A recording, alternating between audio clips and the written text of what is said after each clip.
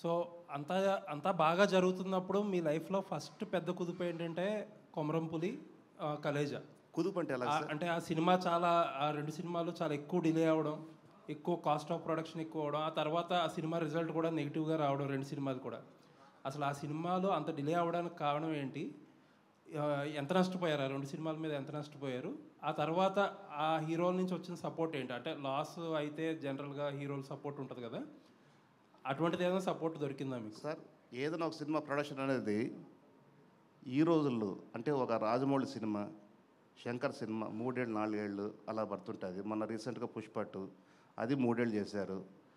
కానీ ఆ రోజు నేను చేస్తున్న రోజుల్లో 3 ఏళ్ళ సినిమా అనేది లేదు సార్. ఆ రోజుకి కొమరంపులి కానీ, కలేజా కానీ, పోకిరి కానీ, ఇంకోటి కానీ ఏదైనా కానీ 6 months 9 months ఆర్ 1 year ఇదే సార్. కానీ దురదృష్టం బ్యాడ్ లక్ ఏమంటే ఇట్స్ మై ఫేట్ 3 సంవత్సరాలు పట్టింది సార్. 3 సంవత్సరాలు అంటే మెయింటెనెన్స్ ఎంత ఉంటుంది అనేది ఒక ప్రొడ్యూసర్గా తెలుస్తుంది సార్.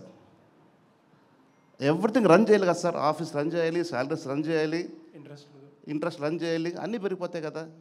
సో ఇంకో క్వశ్చన్ మీరు ఏమన్నారంటే నాకు 2 సినిమాల్లో కూడా 100 కోట్ల నష్టం వచ్చింది సార్. ఇంకో క్వశ్చన్ అడిగారు, నేను మర్చిపోయాను సార్, గుర్తురాదు. హీరోలు ఏమైనా సపోర్ట్ చేశారు? ఎటువంటి సపోర్ట్ లేదు. కనీసం అయ్యో పాప అని చెప్పిన పాపానికి కూడా పోలేదు సార్.